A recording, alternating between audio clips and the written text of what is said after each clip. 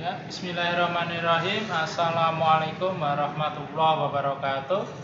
Ketemu lagi dengan Pak Yainuri ya. Kita akan kembali lagi belajar matematika, dan pada kesempatan video ini Pak Yai akan membahas ya. Kita akan belajar bersama tentang fungsi logaritma. Kemarin kita sudah belajar juga tentang fungsi eksponensial sampai kepada pertidaksamaan fungsi eksponensial. Nah, kita lanjutkan yaitu fungsi logaritma. Nah, seperti apa fungsi logaritma? Ya, kita belajar bersama-sama di sini. Nah, kita memperhatikan dulu konsep dari logaritma sendiri ya. Nah, nanti kita akan mengenal yang disebut dengan logaritma, itu bisa disebut juga sebagai inverse ya, atau kebalikan dari operasi perpangkatan. Nah, kenapa kok bisa dikatakan kebalikan dari operasi perpangkatan? Nah, seperti ini. Misal ini ada fungsi eksponensial a pangkat b, ya, a pangkat b sama dengan c. Nah, nanti ketika bentuk pangkat ini dibuat menjadi logaritma menjadi a log c sama dengan b ya. Nah, kita nanti akan menggunakan bentuk yang ini, tapi kalau di beberapa buku di luar negeri ya, nanti kita akan mungkin kalau besok kalian ikut olimpiade internasional, nah jangan heran nanti kalau ada penulisannya log a, a-nya di bawah sini ya, ini adalah basisnya, nanti a c sama dengan b ya. Ini A itu adalah angkanya, angka basisnya ya, di sini basisnya, yaitu mempunyai syarat itu apa? A itu antara 0 sampai 1 atau lebih dari 1. Jadi 0 itu tidak boleh negatif, A-nya itu tidak boleh negatif. Kemudian juga tidak boleh 0 dan tidak boleh 1 juga tentunya ya, karena antara 0 sampai 1 atau lebih dari 1 ya, misalnya 2, 3 dan seterusnya, atau mungkin setengah, 1/4 dan seterusnya ya, A-nya itu. Kemudian yang C, B itu adalah nilai logaritma ya, nilai logaritmanya. Kemudian yang C itu bilangan yang dicari nilai logaritmanya, atau disebut juga dengan numerus ya. Dan B itu adalah harus positif ya, B-nya itu harus positif. Hasil dari logaritma itu positif ya, selalu positif. Nah, ini ya. Nah, karena A itu adalah basisnya ya. A kalau ditulis dalam logaritma, A-nya di atas ini ya, di pucuk atas dari L-nya. Log C, C itu hasil dari perpangkatan, dan B itu pangkatnya. Intinya kita kalau mencari logaritma itu sebenarnya mencari pangkat dari C ya dengan bilangan basis A gitu ya. Atau lebih mudahnya kita masuk kepada beberapa contoh ya. Di sini ada beberapa eksponensial ya, persamaan eksponensial ya. 2 pangkat 3 itu kan sama dengan 8 ya. Nah, nanti ketika kita mau membuatnya dalam bentuk logaritma itu menjadi 2 log 8 sama dengan 3 gitu ya. Kalau ada 2 log 8 itu sama dengan 3. Kemudian ini juga 3 pangkat 2 sama dengan 9 ya. Maka kalau kita menulisnya dalam bentuk logaritma menjadi 3 log 9 sama dengan 2 ya. Diperhatikan 3 ya. Angka yang atas ini sebagai basisnya, angka yang dipangkatkan. Kemudian 9 itu hasil perpangkatan, kemudian 2 itu adalah pangkatnya ya. Berarti kalau logaritma itu kita mencari pangkat. Ya. Kemudian 5 pangkat 2 sama dengan 25, berarti 5 log 25 sama dengan 2. Nah, ini pangkatnya 2, maka hasilnya 2. Kemudian 2 pangkat 4 sama dengan 16, berarti 2 log 16 sama dengan 4. Nah, seperti itu ya, kalau dipahami logaritma itu seperti itu. Ingat lagi yang depan atas ini adalah basisnya ya, angka-angka yang di sini ya, angka yang dipangkatkan. Kemudian 8, 9, 25. Nah, ini adalah hasil perpangkatan. Kemudian 3, 2, 2, 4 ini adalah pangkatnya ya, pangkatnya ini ya. Seperti itu adalah konsep dari logaritma sendiri. Nah, ini ada beberapa sifat yang perlu kita ingat ya nanti dalam logaritma, bahwa A log A ya sama dengan 1, maksudnya apa? Nah, nanti kita akan bahas juga beberapa contohnya untuk sifat-sifat ini. A log 1 sama dengan 0, A log B ditambah A log C sama dengan A log B kali C. Nah ini maksudnya apa? Yang dua dulu, saya ulangi yang dua. A log 1 sama dengan 0. Maksudnya apa? A itu berapapun ya, mungkin 1000, 1 juta, pokoknya kalau log 1 itu hasilnya 0 ya. Gitu. Kalau ini yang kedua ini diperhatikan, kalau basisnya sama ya, kecil di atas ini sama, kemudian ini penjumlahan, maka tinggal kita kalikan saja, B kalikan C ya. A lognya kita tulis 1 kali, B kali C ya. Kemudian kalau yang dikurang ya ini sama ya, A log, ini juga A log, penghubungnya dikurangi, maka B per C atau B dibagi C. Nah ini A log B dibagi C. Kemudian sifat kelima, ini sifat urutan ya, perkalian. A log B dikali B log C dikali C log D. Nah kita ambil yang depan, log yang belakang. Nah, ini menjadi A log D. Tapi syaratnya itu harus urut ya, ini B, ini B ketemu B, C ketemu C. Nah, nanti kita ambil depan sama belakangnya saja. Nah, nanti kalau di dalam soalnya kita nanti mungkin akan dibolak-balik ya, mungkin tidak urut gitu, tidak nyambung-nyambung, tapi nanti kita perlu melakukan mengubah tempatnya ya, dengan karena perkalian itu komutatif kan, kita bisa mengubah tempat-tempatnya, yang penting bisa urut ya. Kalau bisa urut ini berarti nanti kita tinggal ambil depan dan belakangnya saja, berarti A log D gitu. Kemudian sifat ke-6, sifat pangkat ya. A pangkat M log B pangkat N sama dengan A log B ya pangkat N per M. Nah ini pangkatnya itu menjadi miliknya B semua, menjadi N per M gitu. Atau bisa kita tuliskan N per M ya, N per M nanti menjadi angka ya, angka, kemudian dikali A log B ya. Itu berarti pangkatnya belakang per pangkatnya depan dikali A log B gitu. Kemudian yang ke-7, A log B sama dengan bisa kita ubah menjadi log B per log A. Nah ini nanti tergantung kebutuhan kita ya. Ini dan di sini kan kalau ini nggak ada basisnya. Nah basis ini bisa diisikan berapapun ya, berapapun sesuai dengan kebutuhan kita. Misal sini kita sisi 3, ini juga 3, itu harus sama. 3 log B per 3 log A, itu juga boleh ya. Di sini kalau tidak ada, itu bisa kita isi berapapun ya kalau dari A log B itu. Nah atau bisa kita ubah juga menjadi 1 per B log A. Nah ini kita ini dari A log B menjadi B log A, tapi menjadi seper ya, 1 per B log A gitu, jadi dibalik ya. Kemudian yang ini A pangkat A log B, berarti nanti hasilnya B ya.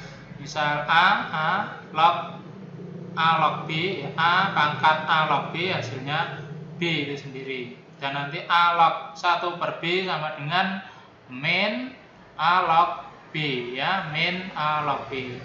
A log 1 per B sama dengan min A log B. Nah untuk lebih jelasnya kita masuk saja kepada contoh soal yang pertama tadi ya. A log A sama dengan 1, contohnya apa? Nah ini 2 log 2 sama dengan 1, 3 log 3 juga sama dengan 1, terus 4 log 4 sama dengan 1. Yang penting ininya sama, itu sama dengan 1 ya gitu. Kemudian sifat yang kedua ya, A log 1 sama dengan 0. Nah ini tadi ya, misal contohnya ini 2 log 1 0, 3 log 1 juga 0, kemudian 99 log 1 pun juga 0 ya. Ini angkanya berapapun, kalau ininya 1 berarti hasilnya 0 ya. Kemudian sifat ketiga, nah ini sifat penjumlahan tadi, A log B ditambah A log C sama dengan A log B kali C ya. Ini penjumlahan dari B kali C.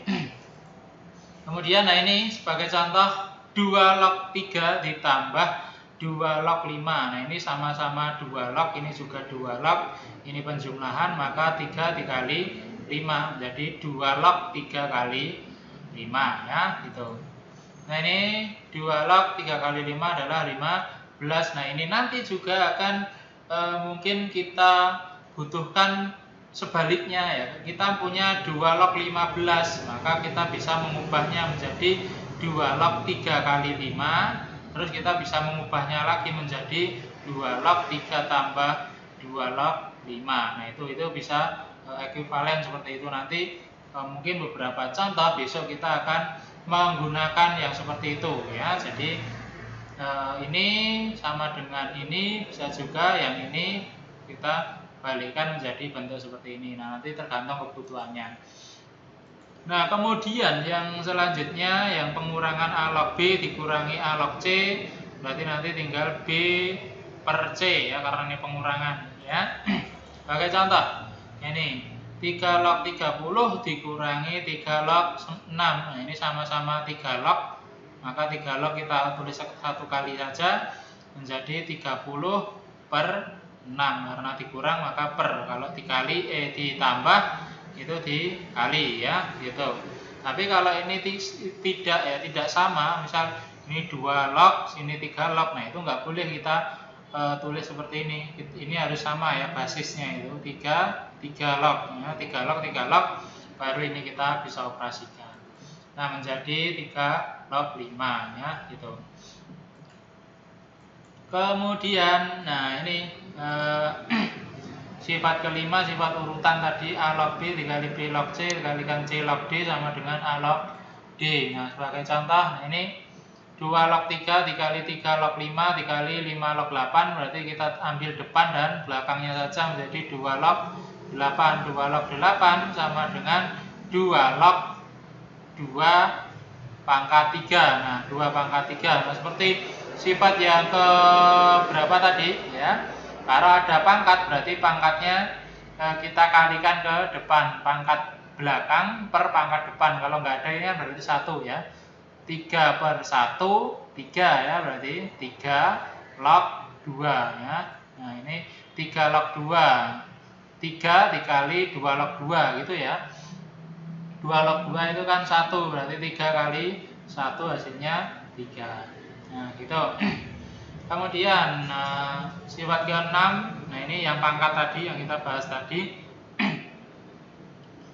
A pangkat M log B pangkat N. Nah, ini bisa kita tuliskan A log B N per M atau N per M kali A log B. Nah, sebagai contoh, nah ini 2 pangkat 3 log 3 pangkat 5 bisa kita tuliskan menjadi 2 log 3 pangkat 5 per 2, atau bisa kita sederhanakan lagi. Nah, ini pangkatnya ini menjadi ke depan sini ya, menjadi ke depan sini menjadi 5 per 2 kali 2 log 3. Nah, ini jadi sudah tidak bentuk log lagi, tapi menjadi pecahan di depan logaritmanya gitu.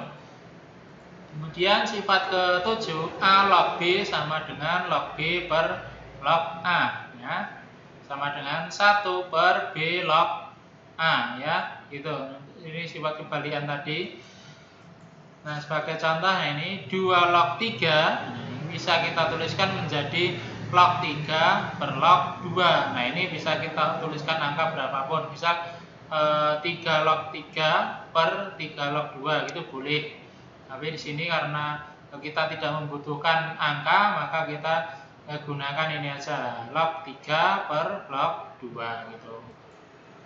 Nah, sama dengan 1 per 2 log 3 ya. Kita kembalikan tadi, ini kan 2 log 3 menjadi maaf, ini 3 log 2 ya. 1 per 3 log 2.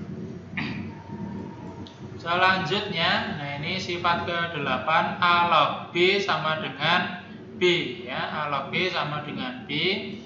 Sebagai contoh ini 2 dipangkat. Nah, ini pangkatnya ini bentuk logaritma ya. 2 log 5, berarti kita ambil 5-nya saja menjadi hasilnya 5. 3 pangkat 3 log 7 sama dengan 7 gitu. Nah, selanjutnya ini sifat ke-9, A log seper B. Nah, A log seper B sama dengan min A log B. Nah, sebagai contoh 2 log sepertiga berarti sama dengan min 2 log 3. Kemudian bentuk lain ya, ini ada 2 log 8 ditambah 2 log 4. Nah, sama dengan berapa? Nah, tadi yang pertama kalau kita menyelesaikan logaritma itu bentuknya jangan sampai atau kita ubah dulu saja ya. Kalau ada angka-angka besar kita buat menjadi angka-angka pangkat. Nah, ini. Atau ini cara lain juga bisa seperti ini. Ini sama-sama 2 log berarti ini kita kalikan ya. Kita kalikan menjadi 2 log 8 kali 4 menjadi 2 log 32 ya, menjadi 2 log 2 pangkat 5, pangkatnya dilempar ke depan menjadi 5 kali 2 log 2. Nah, sedangkan 2 log 2 ini adalah 1 ya, karena sama berarti 2 log 2 itu 1 dikali 5. Nah, ini 5 kali 1 hasilnya 5. Nah, ini banyak cara ya, ini bisa kita ubah dulu ini menjadi bentuk pangkat menjadi 2 log 2 pangkat 3. Nah, pangkatnya kita lempar ke depan kan 3 2 log 2, nah menjadi 3. Ya, ini juga sama 2 log 4 bisa kita tuliskan menjadi 2 log 2 pangkat 2. Nah, pangkatnya kalikan ke depan menjadi 2 kali 2 log 2. 2 log 2 1 berarti 3 tambah 2 hasilnya juga 5 juga sama. Kemudian soal ke-11 ya. Bentuk lainnya ini misal A log B, A log 1 per B dikali B log 1 per C dikali C log 1 per A. Nah, ini kalau kita lihat seperti ini nanti akan kita gunakan sifat urutan. Nah, tapi caranya gimana? Kita perhatikan di sini. Nah, kalau ada bentuk per, nah ini bisa jangan ada bentuk per-peran ya, nanti biar kita bisa mengoperasikan lebih mudah. Nah, ini semuanya kita buat menjadi bentuk pangkat B 1 per B menjadi B pangkat min 1 ya. Ini saya ingatkan kembali kalau ada bilangan ya, bilangan 1 per, nah 1 per, nah itu nanti bisa dia itu naik ya, pangkatnya menjadi dikalikan min 1 ya. Kalau ini kan 1 per B pangkat 1. Nah, ini kita naikkan menjadi B pangkat min 1 ya. Naik lagi 1 pangkat 1 kan tidak ditulis berarti pangkat 1 menjadi min 1. Ini juga pangkat 1 menjadi min 1, ini juga A-nya pangkat 1 menjadi min 1. Kemudian nah ini kita kalikan ke depannya ya, pangkatnya ini menjadi min 1 A log B dikali ini juga min 1 dikali A log C dikali juga ini juga min 1 kali C log A ya. Nah, ini angka-angkanya ini kita kalikan karena ini angka dengan angka kita bisa mengalikan. Min 1 kali min 1 kali min 1 berarti ini hasilnya min 1 dan kita ambil sifat urutan ya. Ini kan urutan BB CC berarti kita ambil A log A. A log A itu 1 berarti hasilnya min 1. Nah, seperti itu untuk fungsi logaritma ya, untuk penyelesaian fungsi logaritma. Dan untuk lebih memahaminya lagi silakan nanti mengerjakan latihan-latihan soal, nanti mungkin bisa dari buku atau dari internet. Yang penting kalian latih itu kemampuan kalian untuk menyelesaikan soal-soal logaritma. Nah, untuk penjelasan saya cukup itu. Nanti silakan kalau ada pertanyaan bisa ditanyakan. Jika ada salah kata mohon maaf. Sekian, wassalamualaikum warahmatullahi wabarakatuh.